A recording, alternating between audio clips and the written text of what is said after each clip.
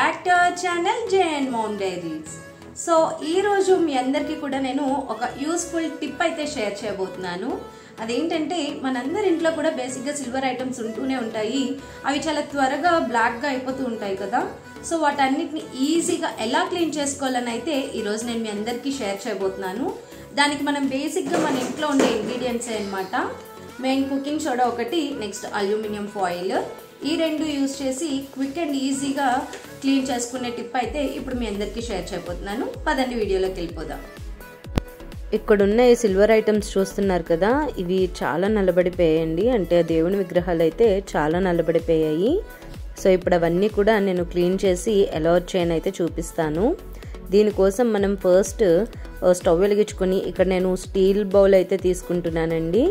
దానిలో అయితేనే మనకు బెటర్, ఎందుకంటే అల్యూమినియం అయితే మాత్రం మనకి చుట్టూ తెల్లగా పట్టేస్తుంది. కాబట్టి స్టీల్ బౌల్ అయితే ప్రిఫర్ చేయొచ్చు. ఇప్పుడు ఈ వాటర్లోకి నేను 3.5 స్పూన్స్ బేకింగ్ సోడా అండ్ అలాగే కొంచెం ఈ అల్యూమినియం ఫాయిల్ తీసుకున్నాం కదా, అది కూడా యాడ్ చేస్తున్నాను. అంటే ఇవి ఎంత యాడ్ చేసుకోవాలంటే మనం తీసుకునే ఐటమ్స్ని బట్టి ఈ క్వాంటిటీ అనేది మనం అడ్జస్ట్ చేసుకుంటూ ఉండాలి. కొంచెం అల్యూమినియం ఫాయిల్ ఎక్కువ తీసుకోవటమే ఇంకా మంచిదని కూడా చెప్పొచ్చు. ఈ అల్యూమినియం ఫాయిల్ తీసుకోవటం వల్ల ఏంటంటే మనకి సిల్వర్ ఐటమ్స్కి ఉన్న బ్లాక్నెస్ అంతా కూడా ఇది చాలా వరకు రెడ్యూస్ చేసేస్తుంది. అలాగే ఇది మనకి ఆ ఐటమ్స్కి, సిల్వర్ ఐటమ్స్కి షైనింగ్ కూడా రావడానికి అయితే ఈ అల్యూమినియం ఫాయిల్ అయితే హెల్ప్ చేస్తుంది. ఈ వాటర్ కొంచెం బాయిలింగ్ పాయింట్కి వచ్చిన తర్వాత అప్పుడు మన దగ్గర ఉన్న సిల్వర్ ఐటమ్స్ని యాడ్ చేస్తున్నాను 1 by 1. ఇక్కడ నేను ఇవి యాడ్ చేసిన ఒక 2 minutesకే మనకి ఈ సిల్వర్ ఐటమ్స్ అనేవి షైనింగ్ వచ్చేసాయి. దానికి ఉన్న బ్లాక్నెస్ అయితే పోయింది.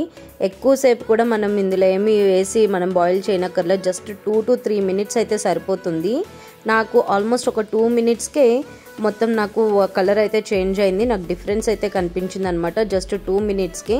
ఇక్కడ నేను చూపిస్తున్నాను చూసారా, జస్ట్ ఎంతోసేపు వేయలేదండి, 2 minutes అనమాట. వెంటనే కలర్ చేంజ్ అయిపోయింది అనమాట. ఈ టిప్ అయితే మాత్రం చాలా బాగా వర్క్ అవుతుందనే చెప్పాలి. హాట్ వాటర్లో వేస్తున్నాం కదా, మరి సిల్వర్ ఏమీ కరగదా అని చెప్పి మీకు డౌట్ రావచ్చు. ఏమీ అవ్వదండి, సిల్వర్ ఏమీ కరగదు. మనం ఎక్కువసేపు కూడా బాయిల్ చేయట్లేదు, జస్ట్ 2 to 3 minutes చేస్తున్నాము, అంతకు మించి ఏం కాదు. అయినా కూడా సిల్వర్ కూడా ఏం కరగదండి.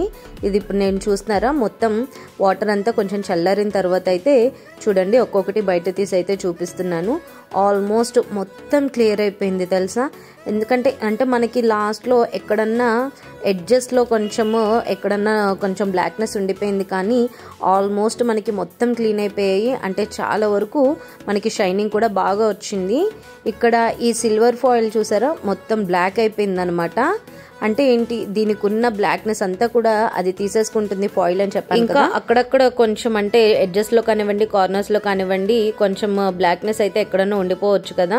దానికోసం అని చెప్పి ఇక్కడ నేను కోల్గేట్ టూత్ పేస్ట్ అయితే తీసుకున్నాను. అలాగే ఒక టూత్ బ్రష్ హెల్ప్తో మొత్తం అంతా కూడా ఒకసారి అలా రబ్ చేసేసుకున్నామంటే ఎడ్జెస్లో, కార్నర్స్లో కానివ్వండి, ఇలా రబ్ చేసుకుంటే మొత్తం దానిలో ఉన్న బ్లాక్నెస్ అంతా పోతుందండి. ఇంకా మంచి షైనింగ్ అయితే వస్తుందన్నమాట.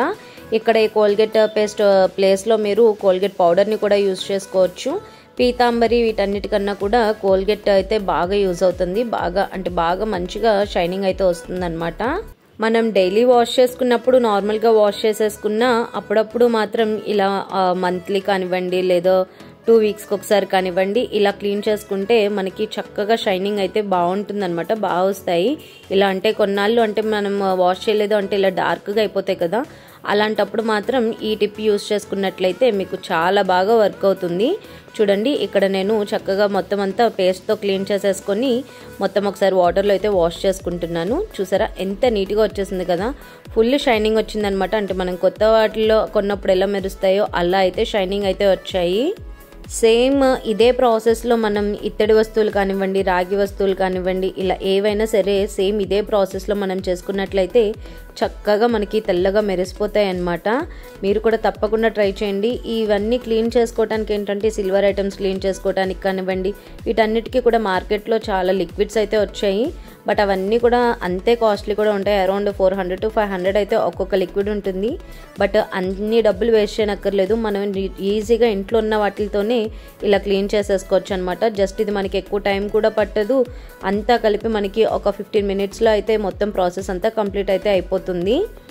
ఇలా అన్నీ కూడా చక్కగా వాష్ చేసేసుకుని తర్వాత నేను మంచి వాటర్లో కూడా ఒకసారి వాష్ చేసేసాను.